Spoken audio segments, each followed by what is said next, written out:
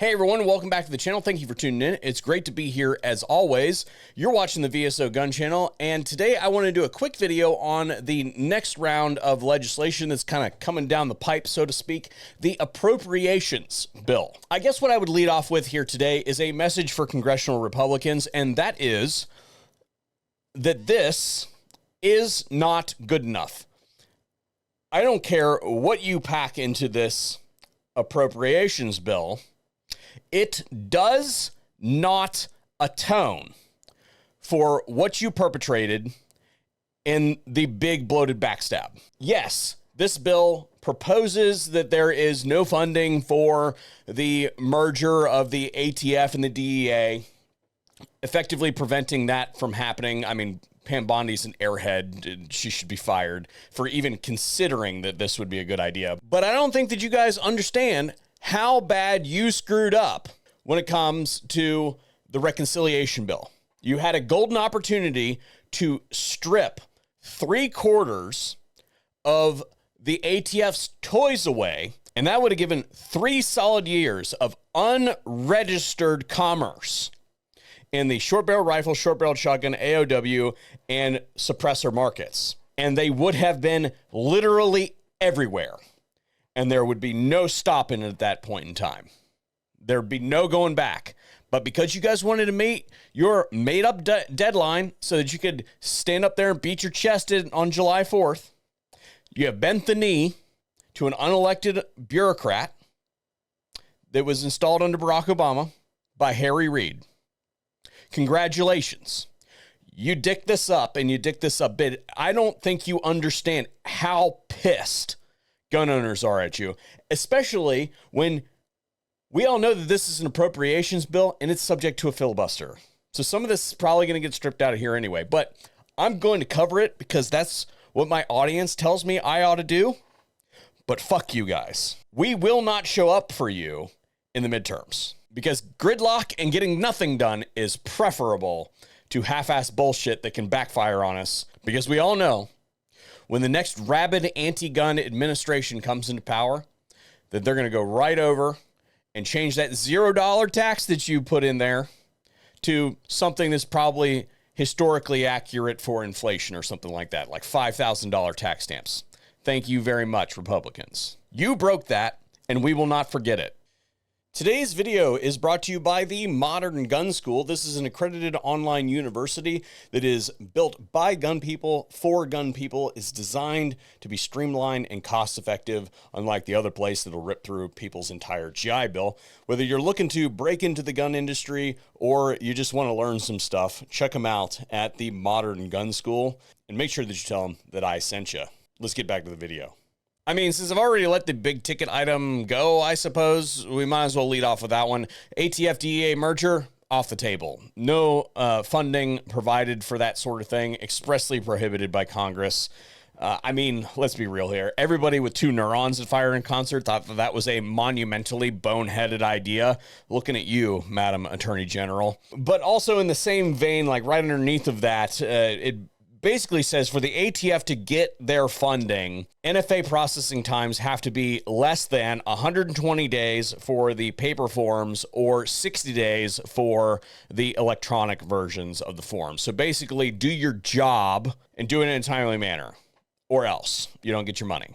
None of the funds made available by this or any other act may be used to implement, administer, apply, enforce, carry out, or defend any part of the Bureau of Alcohol, Tobacco, Firearms, and Explosives, final rule entitled Definition of Frame and Receivers, and Identification of Firearms. Same thing with Executive Order 14092, which is the one that resulted ultimately in the Engaged in the Business rule. A little bit more generally, same thing for any final rule that is finalized on or after July 21st, 2021. Factoring criteria for firearms with attached stabilizing braces. All federal funding for red flag laws is out, and so is any funding for any kind of executive action for the purpose of restricting the production, purchase, sale, or transfer of any firearm unless expressly authorized by Congress. And some of you are saying, Kurt, you don't sound very excited about these changes that are being proposed. Yeah, I'm not really. not really, because, again, opportunities missed, especially considering that the second big ticket item here is that none of the funds made available by this or any other act may be used to create, operate, or maintain a federal firearms registry. That has been the law of the land since before I was born. I don't know if you've noticed, but I'm not exactly a spring chicken. So when it comes to this sort of stuff, I have to say that Congress may hold the purse, but they don't really have the balls to do anything about it. Because ATF disclosed to lawmakers that it manages a database of nearly 1 billion firearm purchase records, including both digital and hard copy versions of these transactions.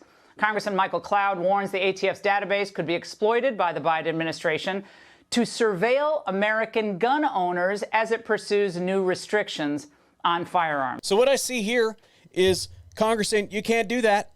You can't do that. You can't do that. And then they're just doing it anyway. We saw this in action when there was the one attempt that was pretty close to successful, as in literally rounds got let off at the President of the United States. And they used that database, and within an hour, they knew who it was. Using that database. You mean to tell me that that thing ain't searchable, but you were able to sift through 1 billion records in less than an hour? Bull fucking shit.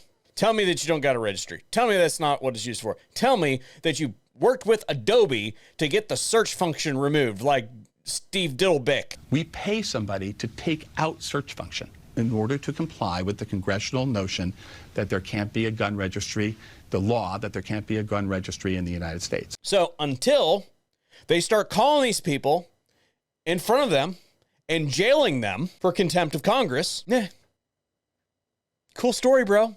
Because it ain't going to change anything unless you have Mr. Driscoll. You call him into Congress and say, Mr. Driscoll, you go to the West Virginia field office, you pull all those containers full of out-of-business records and take all the computers in the building and throw them in it and light it on fire.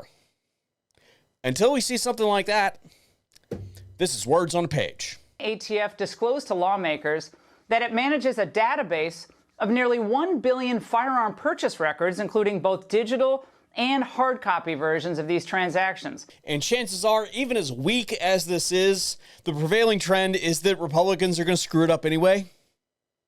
So I guess I'll report back to you after it leaves the House, and we'll see what's still in there, let alone what remains in the Senate, since they screwed that up last time. That's what I got for you guys today. Have a good one.